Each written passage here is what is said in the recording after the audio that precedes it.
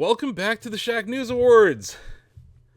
You know, it's almost puzzling how many awards we've given out so far in this special season. So, why not give out an award for the best puzzle game of the year? I'm going to list the nominees, we're going to talk about them, we're going to vote, and then we're going to get the hell out of Dodge. So here they are. Lorelei and the Laser Eyes. Isles of Sea and Sky. Riven. Animal Well. World of Goo 2. And last but not least, Monument Valley 3. Who would like to talk about Lorelei and the Laser Eyes? Donovan, did you review that? I did, and I can talk about it. Yeah. It was a puzzle game released by Annapurna earlier this year for Switch and PC. And it's one of those where, like, playing it, I don't know what about it. You can just tell it's an Annapurna game. It has that strange and surreal feeling to it from the moment you start. It's very cryptic and bizarre.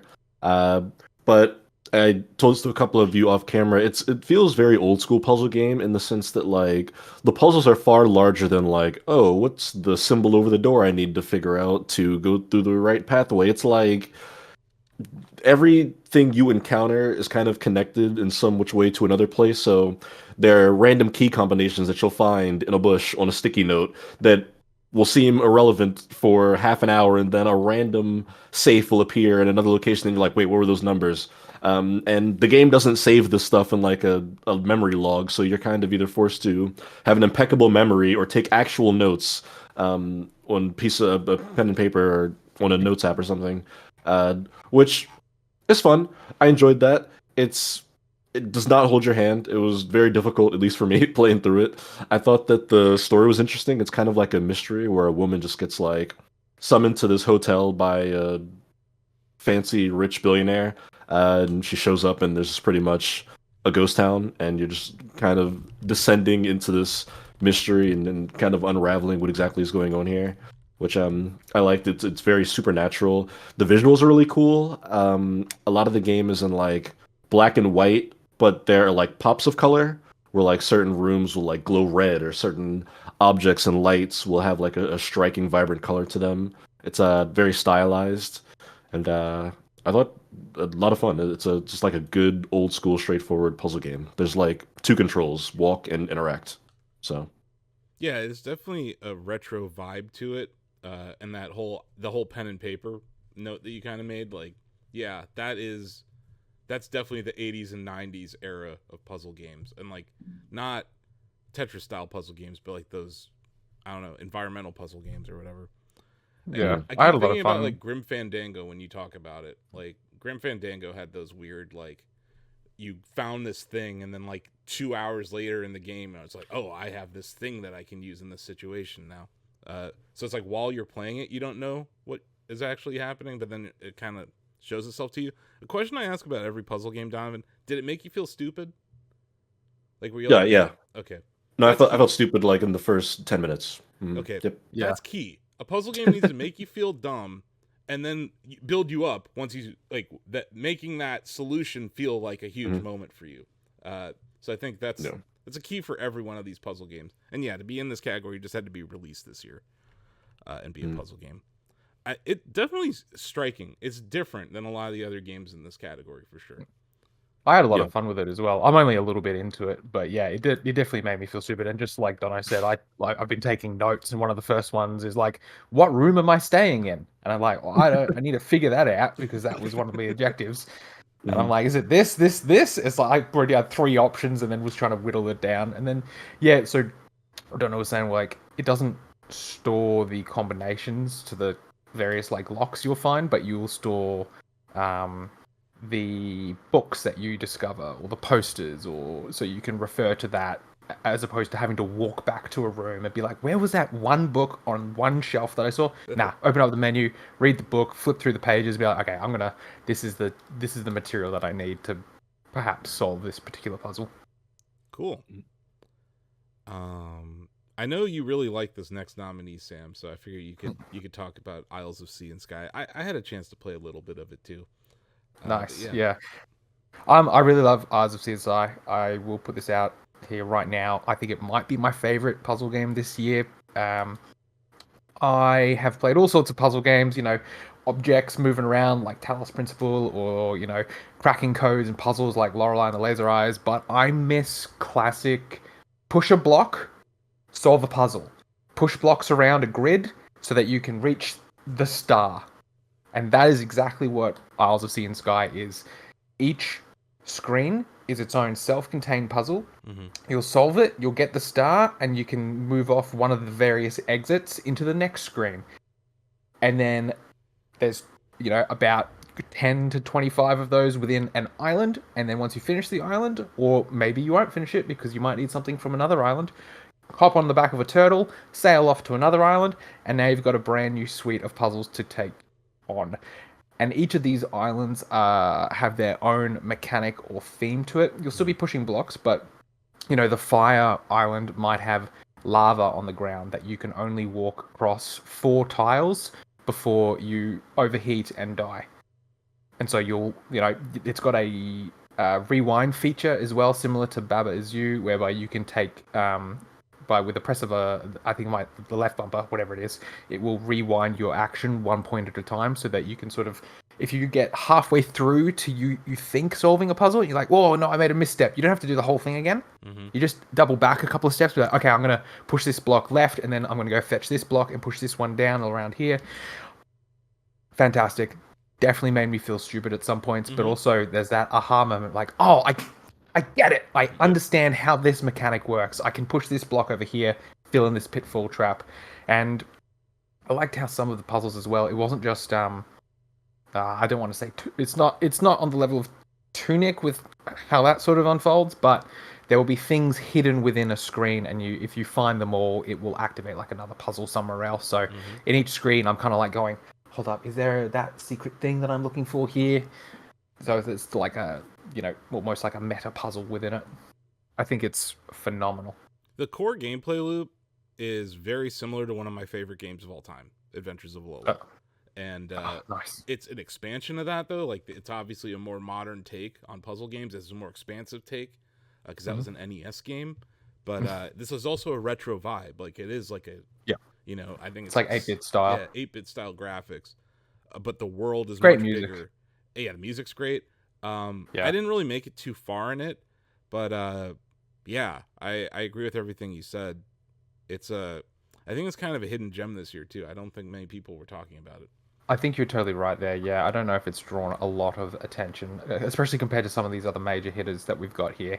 But yeah, just how it kind of unfolds and like blossoms as you're playing. And when I first make it to an island, I'm like with the water level that I made it to, I'm like, I don't understand how any of these mechanics work. And then by the end, once I've cleared 8 of the little puzzles, I'm like, I get it. Nah, easy. Boom. I can move this here. All good.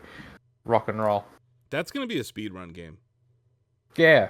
Like, that is going to be a speedrun game. No doubt.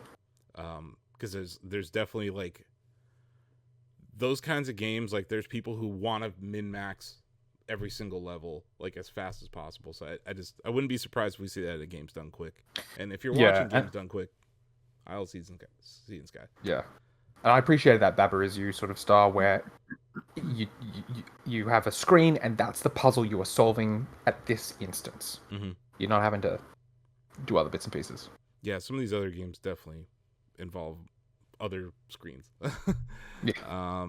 So yeah, what a this list is so different. Like, each game on our nominees list is different. Like, you could play all of these games and you wouldn't be like, oh, I should have bought this instead of that. Like, they're all fun. They're all different. TJ, I know you enjoyed your time with Riven this year, right? Yes.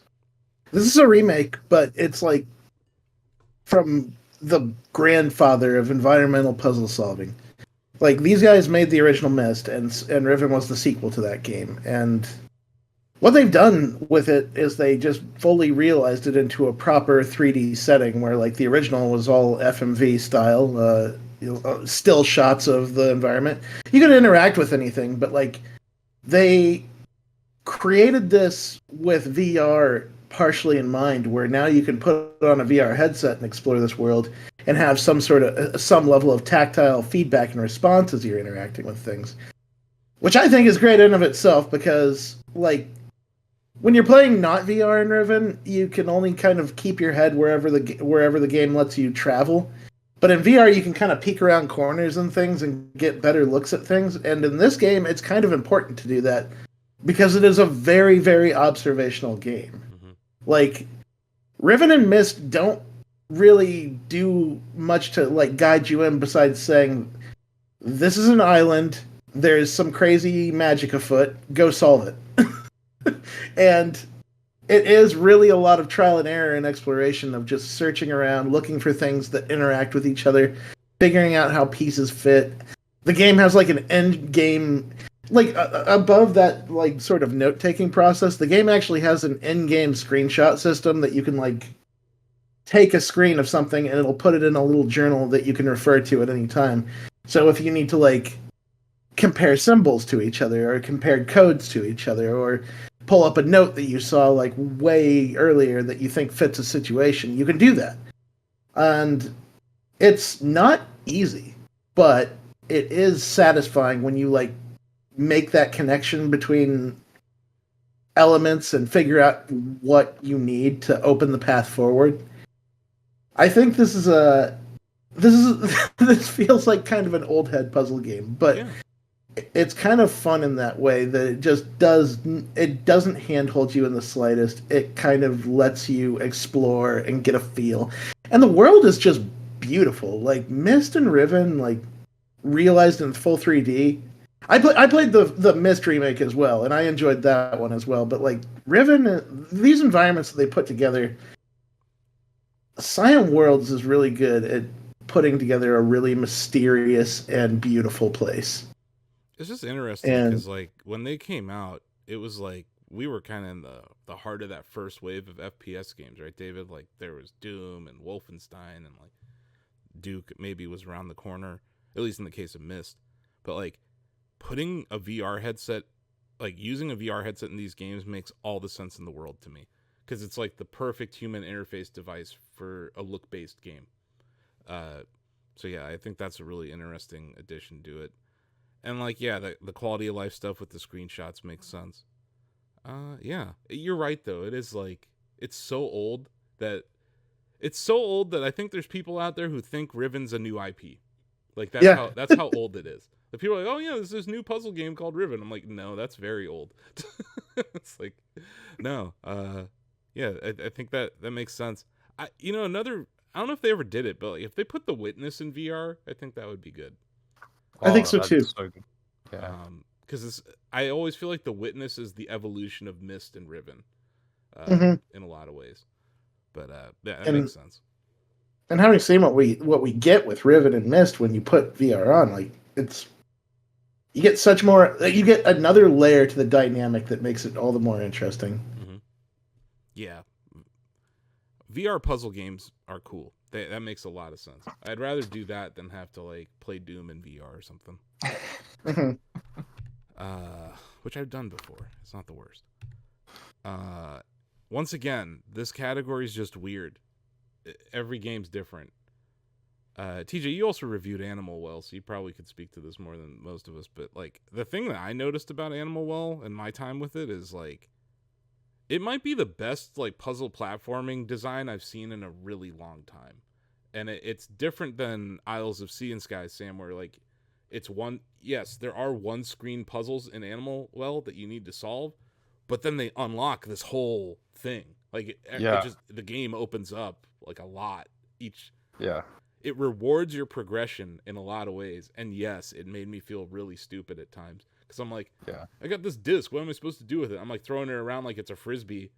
And then I realized I could jump on it and it suddenly becomes a new form of locomotion. And I was like, holy crap, this game just opened up a ton. And that's like every single thing you get in the game does that. And all the enemies, I shouldn't say enemies, because this is a non-violent game. Which I think is pretty it's like cool. a Metroidvania without combat. Yes. Yep. Which I think's awesome. So it's like, hey, you want to scare this apparition that's in this one room, throw a firecracker at it, and it will stay away from you. You know, like I like the non-violent aspect of the problem solving in this game, because I think that's like a cool message to send, especially in that Metroidvania where everyone has a gun arm right? It's like, no, in Animal Well, you're just this little dude, and you have this little thing. Also, the design of I just think the design of the levels is outstanding. Truly, it's a very atmospheric world for being like a pixelated 2D platformer. Mm-hmm. It feels like the whole world around is breathing around you Yeah. as you're traveling around through it. Yeah, or you're being watched. You have this like Mhm. you're like constant. You have this feeling like you're being watched while you're playing it, and they It nailed does that. does this cool thing where it's like, at first I was like, maybe this is a puzzle for later, or maybe it's a puzzle for now. I'm like, I'm gonna just see if I can do something here now. Mm-hmm.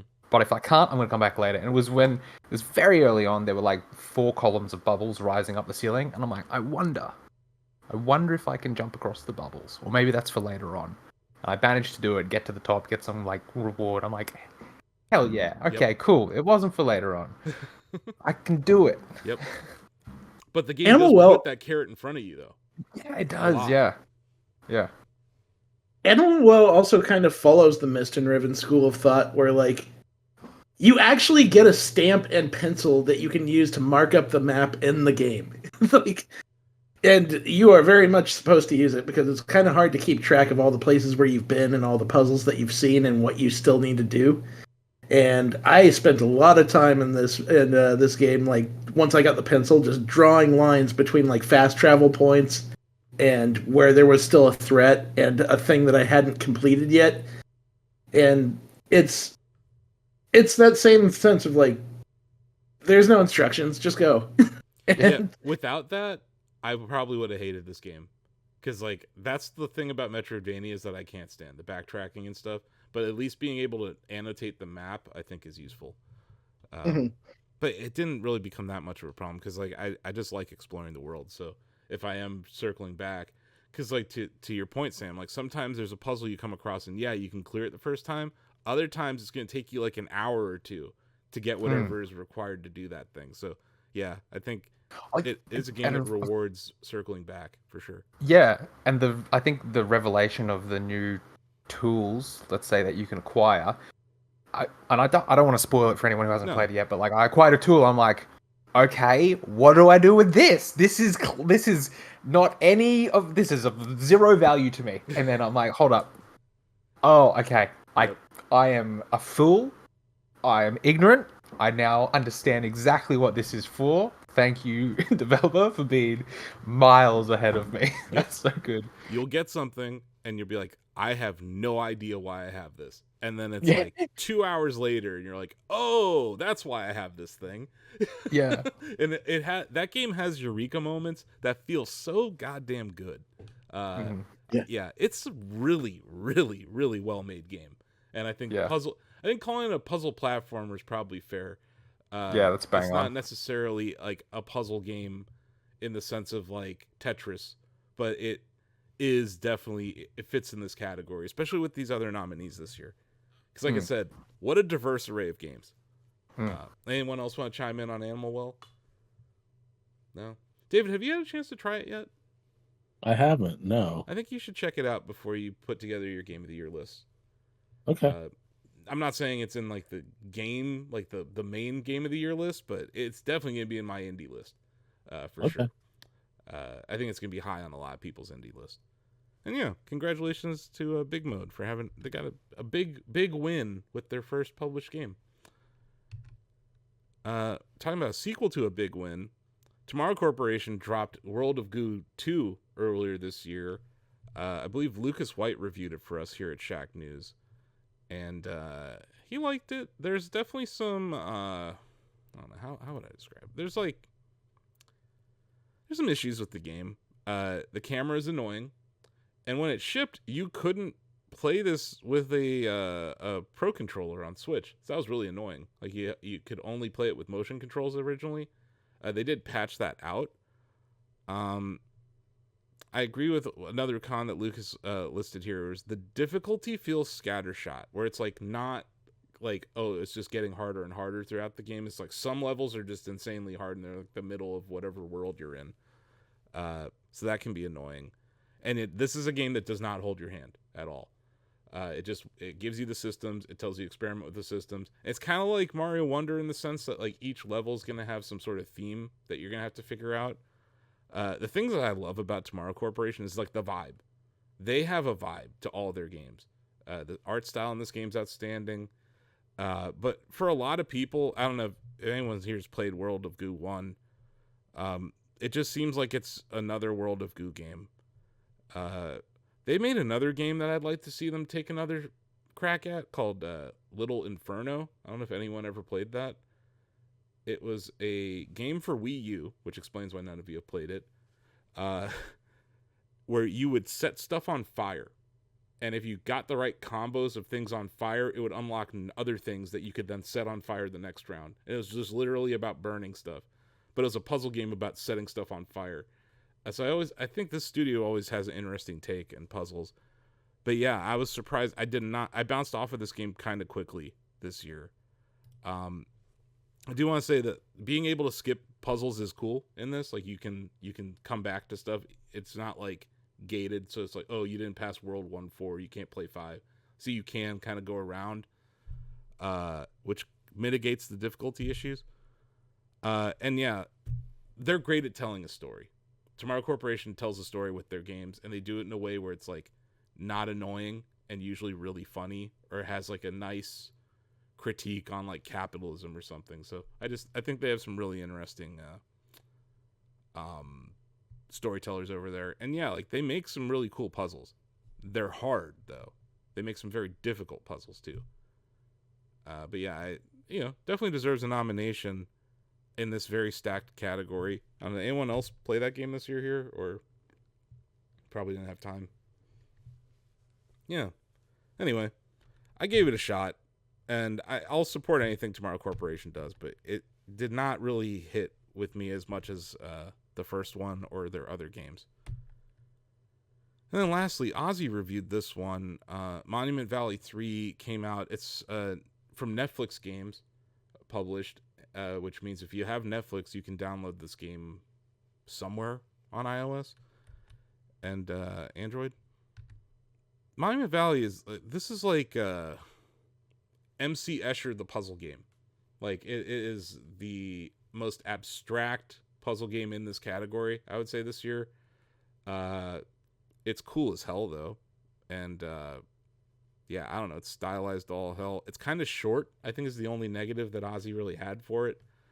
But yeah, I don't know if anyone else had a chance to try it out this year, but it's pretty solid. Sam, I see you nodding. Yeah, I'm just recalling playing Monument Valley 1 and 2. I haven't had a chance to play 3 yet. I think it only really just came out. So I haven't had a chance yet. But yeah, you're totally right. It's an MC Escher painting come to life, or drawing come to life. All about just sort of like reaching the end point and shifting the environment to change the perspective of how these pathways come together. And so it's kind of like you're just trying to manipulate the environment bit by bit until you get to the end. Yeah, I describe it in two ways. The MC Escher puzzle game, but also it's like Captain Toad on acid. That's the other way I would describe it. Yeah. Because it has that, if you can rotate the world kind of thing, right? And perspective is so important in this game. So I don't know. I really like it. It's fun. And yes, it made me feel stupid within 2 minutes of playing the game. So that's a sign. To me, that's a sign of a good puzzle game, when I feel dumb within like a few minutes of picking up my controller, or in this case, my phone. Let's talk about a perfect mobile game here. It's like really fits well there. But yeah, anyone else want to chime in on Monument Valley 3? Or are we good? You guys good? I think we're good. What do you say we get to voting? Sound like a plan? Let's do it. What do you think, Bill? Should we vote? I'm going to start with you. Lorelei and the Laser Eyes. Interesting. Sam. So many good puzzle games. I love all of them. What I need at the moment for me is Isles of Sea and Sky. Mm-hmm. I understand. Steve, host of the Steve I'm going Towers Show. Isles of Sea and Sky. Do we have a 2-horse race here? stay tuned. David. Isles of Sea and Sky. Yeah, I do think you would dig that game. It has this retro vibe to it, and it's like really peaceful. Playing it is nice and calming, which is I like that in a puzzle game. Just being able to chill. Yeah. Donovan. Is this? Oh, sorry. Go ahead, DJ. It makes me think of Adventures of Lolo. Yes. It's that's what I was saying. Yeah. Like, Sam was on the podcast, on the Shack Together podcast, I don't know how many weeks ago, and he brought it up to me, and I'm like, everything you're saying to me describes the Adventures of Lolo. And then I played it, and I'm like, this is the Adventures of Lolo with I didn't mean to derail. I was just Yeah. I was staring at it and it clicked, and I was like, it got me a little bit giddy just now. Yeah. Oh no, like I'm telling you, if you haven't seen the gameplay, check it out. I downloaded it almost instantly when Sam described it to me. I was like, that's my jam. Sorry, Donovan. Lorelei and the Laser Eyes. I think we have a 2-horse race here. TJ. Animal Well. We don't have a 2-horse race here. This is your cue, Greg, for the sample.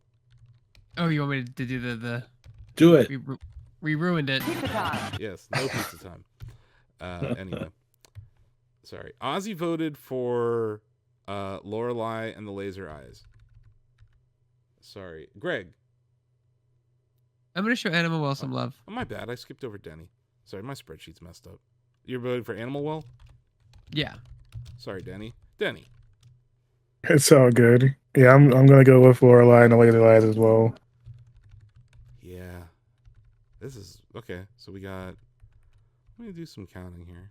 1, 2, 3 for Isles, and 1, 2, 3, 4 for Lorelei. I'm gonna do it. I'm gonna do it. Doing it. I'm doing it. We are having a runoff vote here because I'm voting for Isle. Is it Isles? It's Isles, right? It's Isle Correct. of the Sea guy right now. Is it With an S, yeah. It's Isles, plural. plural, because you got Isles. multiple Isles. Isles. Yeah. Oh, now it's plural. Oh, let's see how it is. Anyway, I'm voting for Isles. So that is a 4-4 tie, which means that the Animal Well voters are gonna have to vote for something else. So TJ and Greg. TJ, let me tell you real quick. The map in Isles, you can put little flags on each puzzle screen has its own quadrant in the map, so like 5x5, and you can change the color of the little flag so that you know, oh, I'm going to flag this one as yellow because I know that there's a secret there, or this one's going to be blue. And so no I know offense that to there's a Lorelei star. and the retro nature of it, you don't need a notebook to play Isles of Sea and Skies. You can just play the game. Just throwing it out there. So Greg and TJ need to revote. Look at Sam. Like, well, shit, I needed a notebook. But to be fair, I do love having a notebook. I whipped it out to Have you play seen another his one. He has a Pepe Silvia board for Bubbletron. Like, this guy has like, I'm telling you, there's regular players and then there's Sam when it comes to puzzle games. So Sam's gonna have like a spreadsheet for every game out there. I have no doubt. But like, you know, I love it. I was able to pick it up and play it. Sam, it was not a huge issue for me. Greg, you got to vote. I'll do Isles of the Sea and Sky. Okay. And then TJ,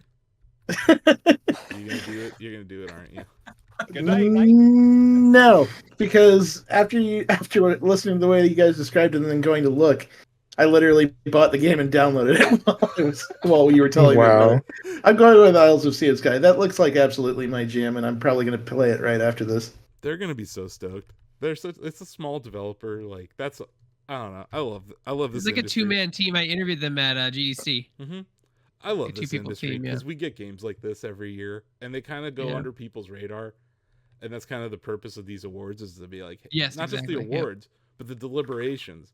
It's like, hey, like, you guys might like this game that you didn't, you may have passed you by. And that was the case like with Sam when he let me know about this. I was like, wow, I did not know this came out this year.